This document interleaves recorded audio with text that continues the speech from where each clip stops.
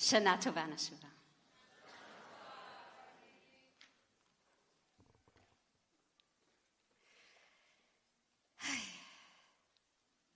Can I hear an oi?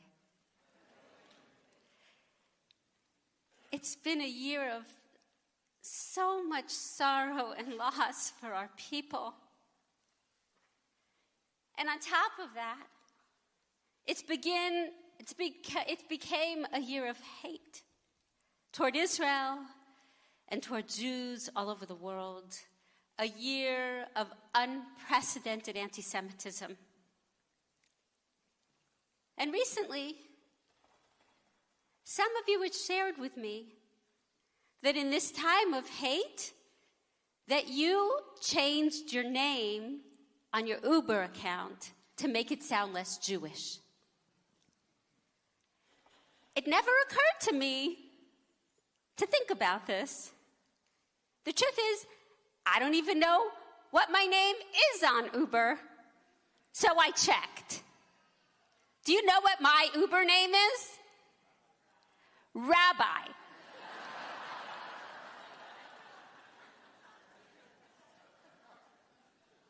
Nashuva, we all carry the fear that maybe we aren't accepted when we thought we were. And some of us are hoping to avoid being a target of hate by making our Jewishness smaller. We've all been shaken. And our fear, it's real. Over this year, we've had to increase security at our Nashuva services, and all synagogues across the world have. And you've shared with me your concerns.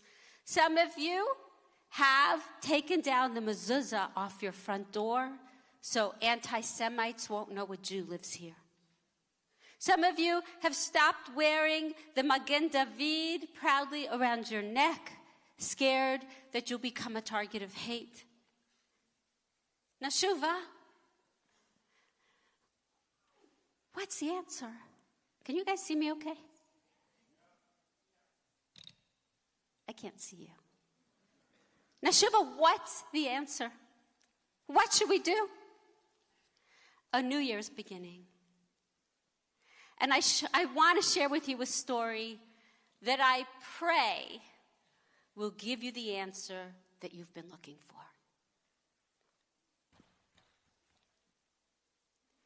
It seems like it was just yesterday, but it was January 1992, and I was a very young, inexperienced rabbi.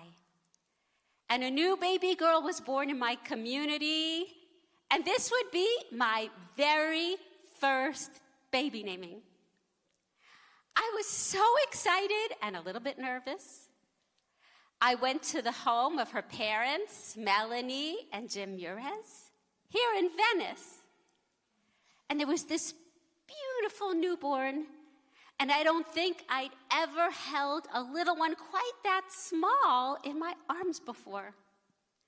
We set this little tiny being on Elijah's chair. You should know we do this at every name and every bris, because Elijah is the prophet who will bring in the Messiah. And we Jews believe that every child who enters this world has the power to heal something. Not just ordinary power, messianic power to improve this broken world. And as I held this newborn in my arms, I wondered, who will she grow up to be? What healing powers are already waiting inside her to emerge? I blessed her parents and her big brother Zach with a lifetime of nachas from her. Her name would be Angia, Andy. And then I placed my hands on her tiny little head, and I spoke the traditional Jewish words of hope. Zot haktana gdola tihyeh. This little one will grow. Not just physically. Grow emotionally, intellectually, spiritually. And we all sang Mazel Tov. This little one will grow. It's the most obvious and innocuous blessing. Grow. It's a baby. Of course it's going to grow. But there's so much that can happen in your life that can prevent you from living out that one word, grow. Heartache, cruelty, complacency, stress, fear, procrastination, anger, trauma, and still that blessing. Say it with me, grow, grow, grow. In the Talmud, the rabbis list the most important obligations of a Jewish parent to their child. At the top of Rabbi Akiva's list is teach your child how to swim. It was Andy's grandfather, Joe, who first taught her how to swim. And you should know, Joe grew up in Austria and proudly swam competitively in a Jewish Zionist swim club that was until the Nazis invaded and began attacking and beating up the Jewish swimmers. It was Grandpa Joe who taught Andy to love the water. And as Andy grew, like her grandfather before her, she too joined a swim club. Truth, she didn't like swimming there very much. She was capable, but she found it boring, just drudgery, just swimming laps back and forth. And then 2 things happened when Andy was in middle school. First, Andy gets a new swim coach who makes swimming fun with lots of games and laughter, and this new coach notices Andy's natural talent and encourages her. And the second thing, remember that blessing, this little one will. By the time she was 12 years old, Andy was 6 feet tall, built to be a swimmer. When she entered Venice High, Andy was committed, all in, to her swimming and to her learning. Can you remember the pressures you had to deal with when you were in high school? How hard it was just to wake up in the morning. The social pressures, the homework, the hormones, the acne. You remember? Andy's schedule, up at 5 a.m., in the pool by 5:30, hours before any of her classmates even opened their eyes, she's been training. And then a full day of high school classes, and then 3 hours of swim practice after school. And then the homework and studying late into the night. You know, they say it takes a village to raise a child. This was definitely a tag team effort for Jim and Melanie. Andy told me how crucial her family's been in her life, cheering her on and stabilizing her.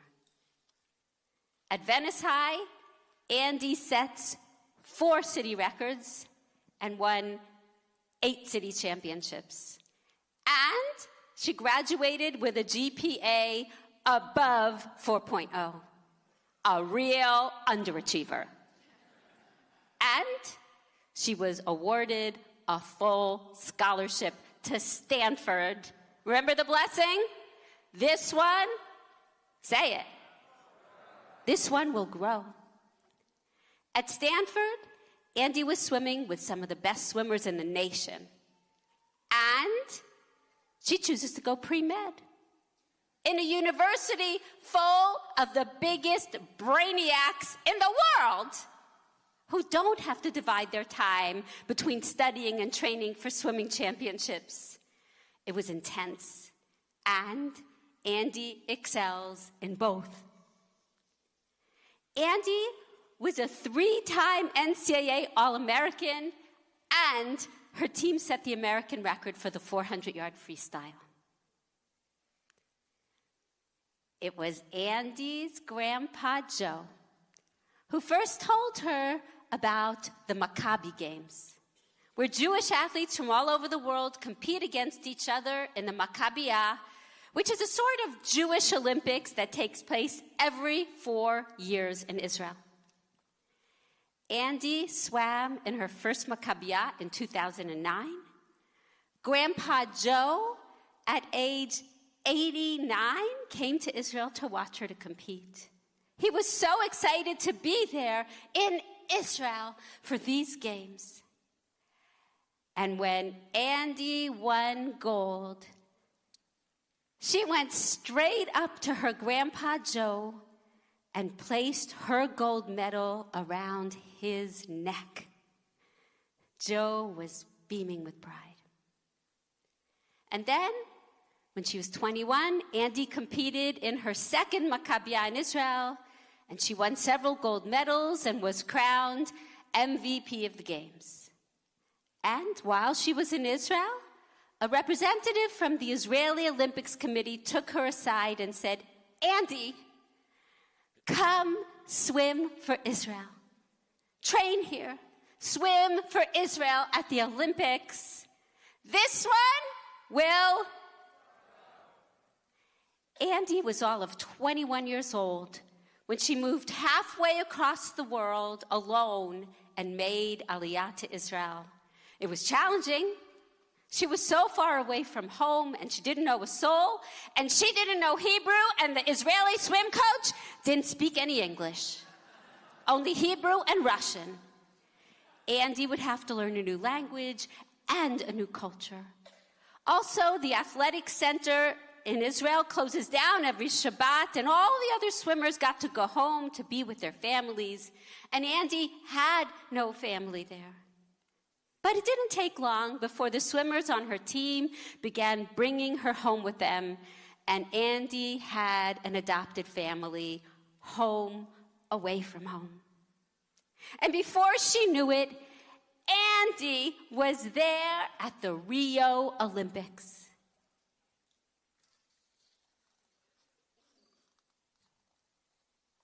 Holy smokes. I thought I lost the page. To just be there, the fulfillment of her childhood dream. I'm an Israeli Olympian with all those fans cheering, together with athletes from all over the world. Now she's one of them, proudly suited up in her Israeli Olympian uniform. Her parents were bursting with nachas. Alas, Andy got sick with a terrible sinus infection, and she didn't swim at her best. She was not standing on the medals podium. But the valuable lessons she learned that day are here for her, and they're here for all of us this Rosh Hashana. Number one, don't let setbacks crush you or block you from achieving your goals. Use disappointments as motivation to work harder and grow. Let me hear it. Number two, you can only control the controllables. That means focus on your aspirations and do your best. You can't control the rest, but you can control how you respond to those uncontrollables. And finally, number three, Andy's race was only 2 minutes long, and she's learned. Don't base your happiness on winning a prize, whether it's the raise you were hoping for, or the job you applied for, or the person you've been pining for, or the deal you were absolutely sure would go through, or in Andy's case, don't pin the joy of your years of training and all your accomplishments on a 2-minute race. Andy was so proud of what she did achieve, and because she focused on staying positive and didn't give in to despair, she made room for this one will You should know this about Andy. She's not a cutthroat person. She mostly just loves beating herself to see if she can top her own swim times. She's a generous soul, positive, soft-spoken, kind, so humble, wise, hardworking for sure, and she's a natural healer through and through. Andy returns home to Israel after the Rio Olympics. Time to rest? What do you think? Not a chance. She sets her sights on training for the Tokyo Olympics. And Andy's already 25 years old. And she knows how short the span of any athlete's career is. And she wants to be a doctor. So she decides to apply to medical school at Tel Aviv University. And of course, Andy's accepted into medical school. This one, she knows it's going to take her longer than her classmates to get through med school because she'll be training for the Tokyo Olympics. But Andy finds a way to manage her time. She takes time off from training to get through the first 2 years of med school, and then she takes time off from med school to go all out and train for Tokyo. Andy's motto is, you can only control the controllables. While she's training for Tokyo, the pandemic struck and set us all back. The lockdown, the cautions, the fear. And then the Olympics gets delayed by a year. But soon, Andy's there with her teammates in her second Olympics, proudly representing Israel at this historic Olympics with the eerily empty arenas. Andy's team made the finals, and it was only the second time in Israeli history that a team made the finals. And Andy swam her personal best time ever. Alas, she did not take home a medal. We all understand that a medal is not the only measure of a champion. And she tells me, I swam my best ever, and I have to be satisfied with that. And then, straight back to med school. Of course, Andy is already thinking about the Paris Olympics. It's May of 2023, and Andy graduates from medical school. What a day. Her family, of course, is there with her. The excitement, the tears, after 6 long years. And from that day on, she is officially Dr. Andy Murez. This one, just a few days after graduation, Andy tells me, my graduation present was a devastating shoulder injury. She's in agony.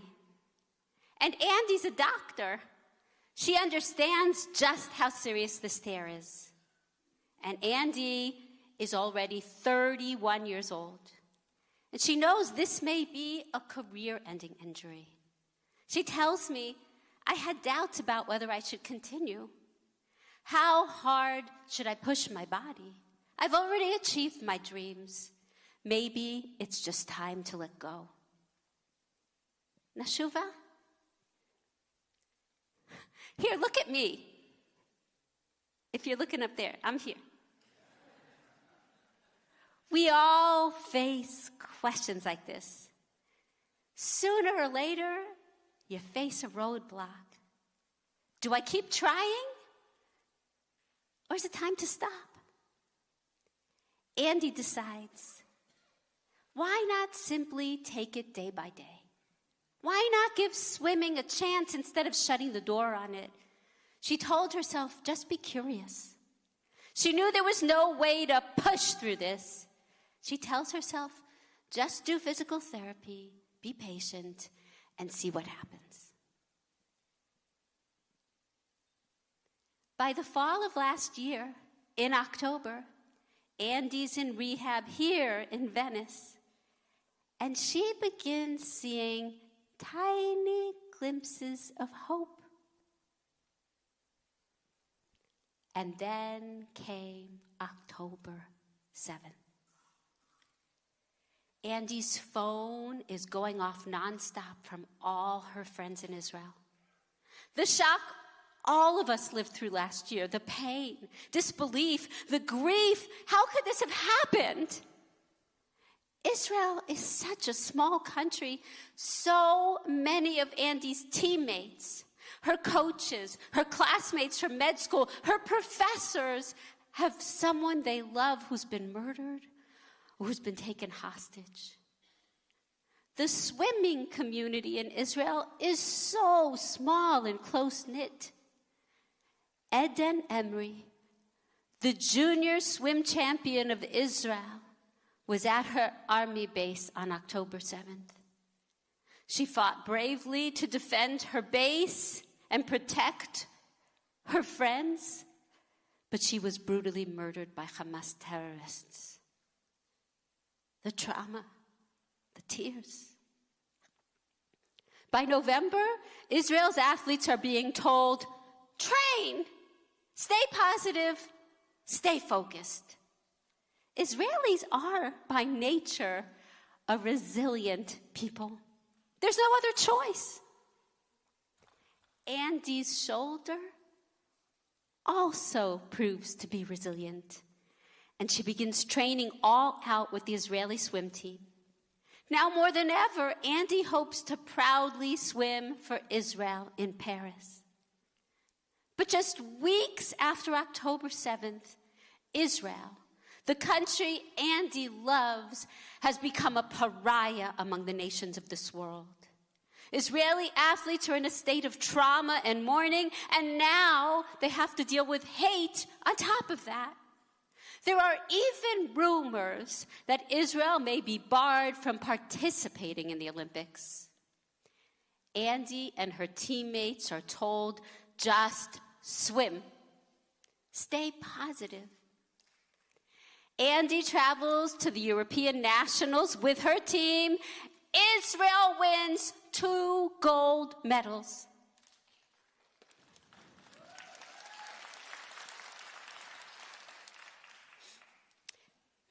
For the first time, Andy can see what it means to Israel and to Jews everywhere to bring good news, to bring some cause to celebrate. They are swimming for more than themselves, swimming to bring comfort to a people who are in mourning. Andy's team qualifies for the Paris Olympics. She's so excited to swim for Israel in her 3rd Olympic Games. About a month before the Olympics, there's a gathering in Israel of all the 88 athletes who will be heading to Paris to prepare them and motivate them. While she's attending this gathering, a representative of the Israeli Olympics Committee pulls Andy aside. What does he want? Is everything okay? He says to her, Andy, we want you to carry the flag at the opening ceremonies in the Paris Olympics. Andy's in shock. Me? I wasn't even born here. She calls home to tell her parents, and they just break down and cry. And Andy begins to realize what a truly big honor this is. They chose me to represent Israel. She's so proud and moved. Andy begins to post on her social media, on Instagram, how excited she is to represent Israel at the Paris Olympics. and she gets flooded by online attacks. Hundreds upon hundreds upon hundreds upon hundreds of hateful attacks. You are genocide. Hezbollah is coming for you. Run for your life. Israel will be destroyed. Andy's grandpa Joe fled the Nazis with the hope that his children and grandchildren would never know what it means to be hated for simply being a Jew. Andy's been an Israeli for 10 years. She swam for Israel through 2 Olympics. Never has she experienced hate. There are death threats. All the Israeli athletes are being barraged online by hate and threats. It's frightening and overwhelming. Somehow, word gets out to Israelis back home, and to Jewish groups all over the world, and to non-Jews too, that Israel's athletes have become targets of online hate and threats. What is that? What? It's okay. We've gotten rid of it. Okay. That Israel's athletes have become targets of online hate and threats. And they start sending love notes, messages of support. From all corners of the globe, the love starts coming. Andy, you are a queen. Andy, you are an inspiration to us. Andy, you are giving us hope. Andy, we are so proud of you. If you were here last night, Andy, you are our... Andy, we love you. Thank you. Being awash in love in the face of so much hate. Andy's so moved. The outpouring of support from so many strangers who tell her what she means to them, how she and her fellow athletes are bringing hope to Jews. In the weeks leading up to Paris, Israeli athletes meet with psychologists to help prepare them mentally for what they might face in the Olympics. Picture this. Picture the Olympic Village and all the other athletes proudly wearing their country's uniform, covered from head to toe in their country's colors and flags. And now picture the Israeli athletes, covered head to toe with the word Israel in capital letters, with the Israeli flag all over their clothing. How do you walk with your head held high when our symbol of pride has become an object of hate? Can they walk proud? Will there be cheers and boos, and what do you do about it when you hear it? Of course, in the back of every Israeli Olympian's mind is the horror of Munich, 1972. When Palestinian terrorists snuck inside the Olympic Village, took 11 Israeli athletes hostage, and murdered them all. Andy and her fellow athletes, they traveled to Paris carrying the spirit of the murdered Israeli Olympic heroes in their hearts. And 2 of the widows of the murdered Olympic hostages accompany Andy and her fellow athletes to Paris. Of course, thinking of Munich in the wake of October 7th, everyone understands that security for Israel's Olympians will have to be so tight. And as the days draw near to the opening ceremony, Andy is getting more and more worried. Carrying the Israeli flag is starting to feel more like a burden than an honor. People who love her are scared. And she knows she's not going to be carrying the flag in a sealed arena where everyone had to pass through security to get in. The opening ceremonies will be taking place down the Seine River through the center of Paris on a boat. And no matter how good security is, there's just no way to secure the entire city of Paris. A member of the Israeli security team tells Andy, everything's going to be fine. We've got your back. But it feels like there's a bullseye on her back. Waves of fear rush over her. And then he says to her, Andy, people all over Israel are waiting for this moment to see you wave our flag. They'll all be watching for you. So smile for them. When he says, Andy, we need you to smile for them, Andy felt connected to something so much bigger than herself.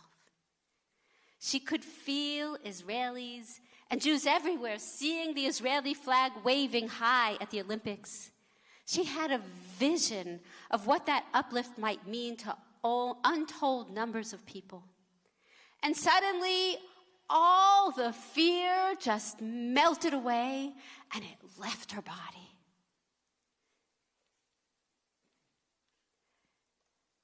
At the day of the opening ceremony, Andy gets on the boat with her fellow Olympians. She takes the Israeli flag in her hands and raises it high for all to see. She waves the flag back and forth without even a thought of fear, just flooded with honor, her head held high, joy, jubilation, glory, and the cheer, El Yisrael. So much pride. The Israeli flag with the Magen David waving in her arms. Say it with me. El. I watched the footage of the ceremony, waiting excitedly to see Israel's boat and to see Andy wave the Israeli flag on TV that day. The radiance of her smile just says it all. I was moved to tears just beholding her in her glory. Andy stood tall that day, 6 feet tall. This one, and then the day of her race. Andy tried to take in all the love, the cheers. Her family, her adopted Israeli family was there too. Classmates from med school came to cheer her on. The arena was electric. She tries to soak it all in. Then the great shofar sounded and the relay began. Andy and her teammates gave it their all. Andy did not take home a medal. She's learned by now. She understands that the joy you take in life is not defined by the outcome of one race on one day. And Andy is gold for sure, like Jerusalem of gold, reflecting the light for us all to see. Later that week, Andy and her teammates accompanied the wives of the murdered Olympic hostages to a ceremony to honor the memory of the martyred Munich athletes. Andy told me it was such a moving experience. People spoke about how the Olympic spirit can teach our world what's possible. That the nations of this world can all come together to create a world of peace and understanding. Oh, Nashuva. Oh, God, so may it be. And now, Andy's back in Venice.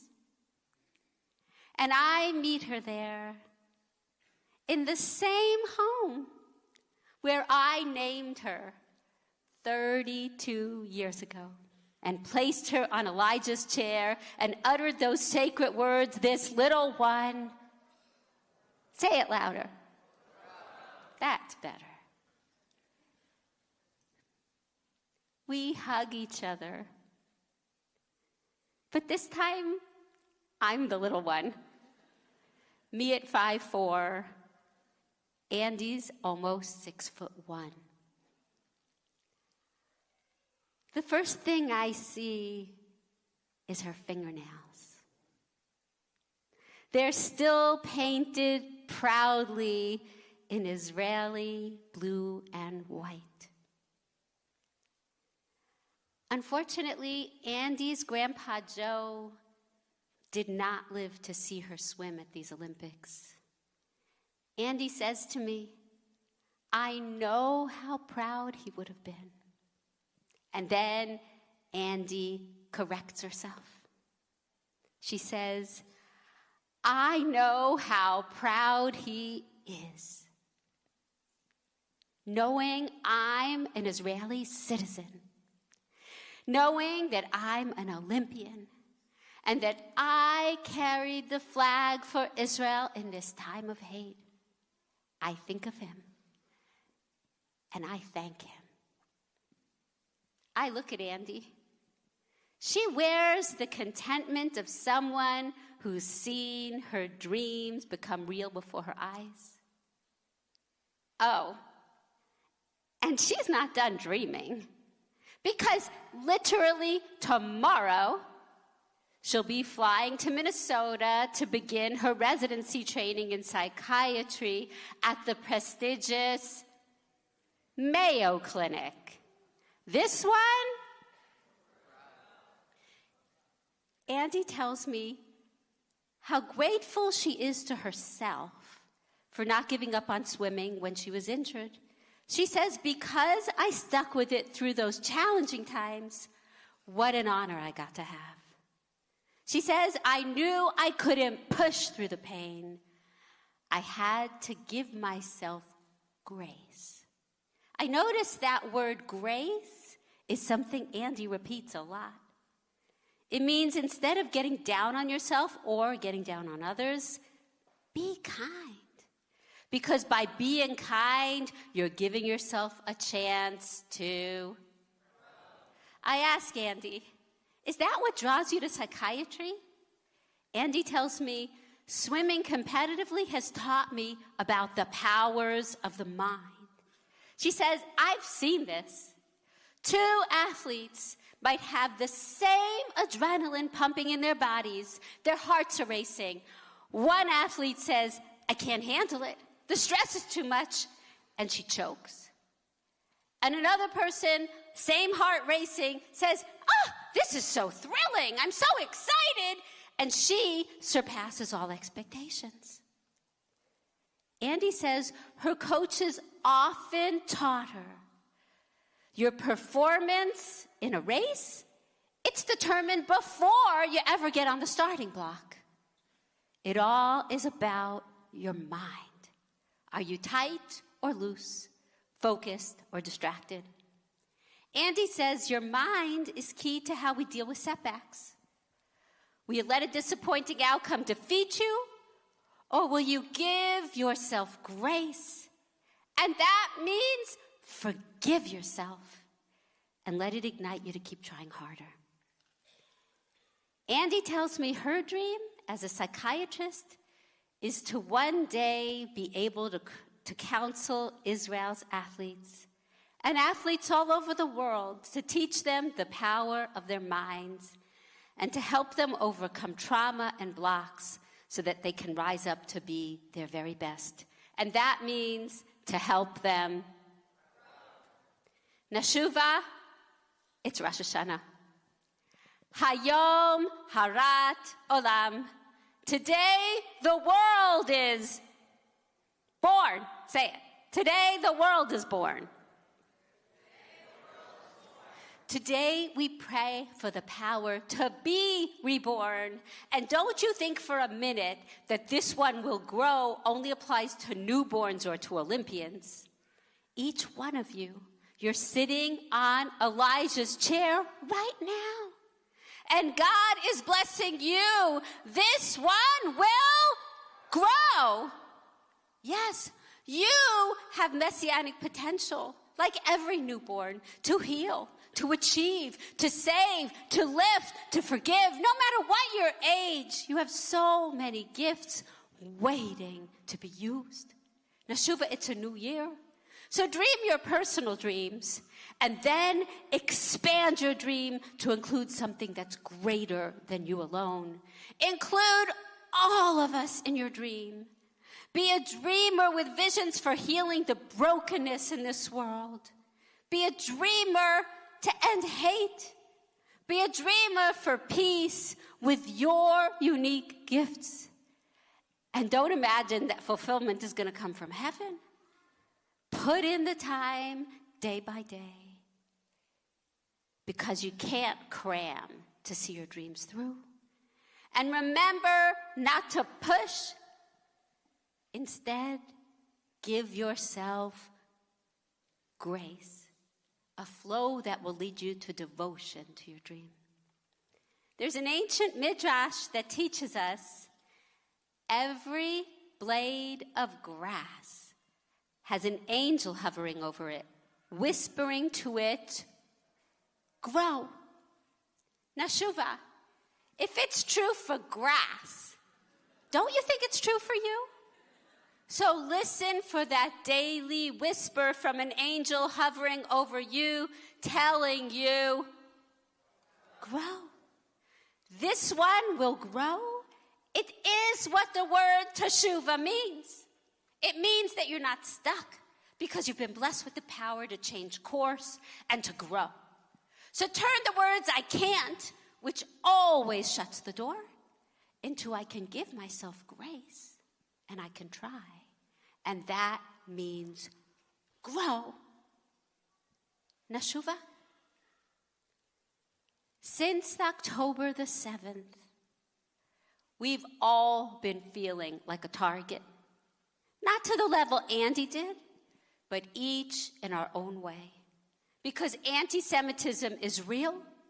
And in these hate-filled days, it feels more near than it has ever been in our lifetimes. And I fear, Nashuva, that we've been shrinking, not growing this year, making ourselves smaller and smaller. Will I be less of a target if I remove the mezuzah from my home's front door? Less of a target if I remove the Magen David from around my neck? Less of a target if I change my Jewish name for Uber? We've been shrinking and crouching, smaller and smaller. Maybe I should stay home and not come to Nashuva. Is it safe to be there? Fear, shame, smaller. Nashuva, it's Rosh Hashana. And as God is asking you, where are you? We weren't created to shrink and get small. You were created to grow and stand tall and proud as a Jew. I'm not saying we have no cause to fear. I'm saying that shrinking isn't the answer. But love notes, they do help. So let me give you some love. You should know that it's not just the baby namings. Every single Saturday night at Havdalah, we invite Elijah into our homes. Not because we are helpless and need salvation, but because he comes to remind us that we are the salvation. Each one of us has a role to play, not only in helping and lifting one another, but in fulfilling the messianic dream for a world of peace. Every Saturday night we say these words, Eftach v'lo efchad. I will trust and I will not fear. Say that. I will trust and I will, say it louder. Enough with the crouching and the shrinking. Here, now, on these holy days of awe, make a decision to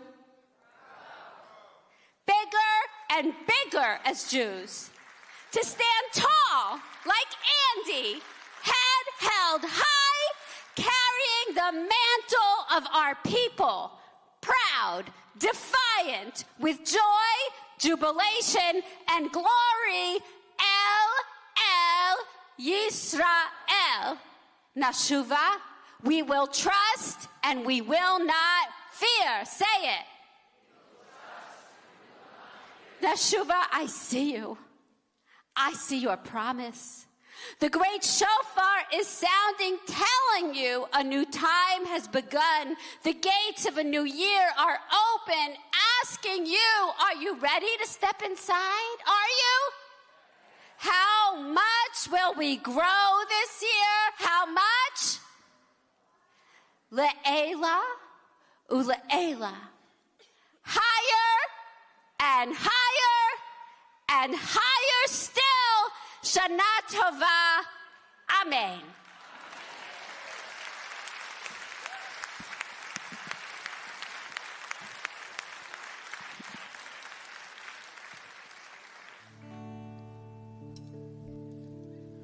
We will trust, we will not fear. We will grow and bless this year. We will trust, we will not fear. Eftach velo efchad. Try that with me. We will trust, we will not fear. We will trust, we will not fear. We will grow, we will grow and bless this year, and bless this year. We will trust, we will trust, will not fear, we will not. Eftach velo efchad, eftach velo. Those who sow,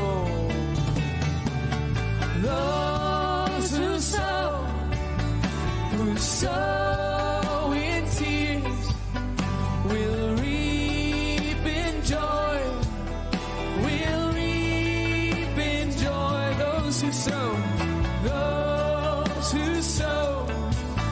who sow in tears, will reap in joy. Those who sow in tears, who sow in, will reap in joy, will reap in joy, will reap in joy, will reap in joy. Those who sow in tears, who sow, will reap, will reap, will reap, will reap in joy. Those who sow in tears, will reap in joy, will reap in joy. Those who sow in tears, will reap in joy.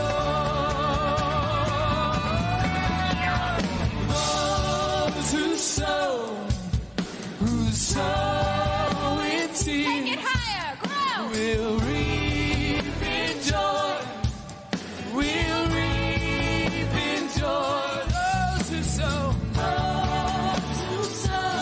in tears, will reap in joy, will reap in joy. Those who sow in tears, will reap in joy. Fill it up, Nashuva. Will reap in joy.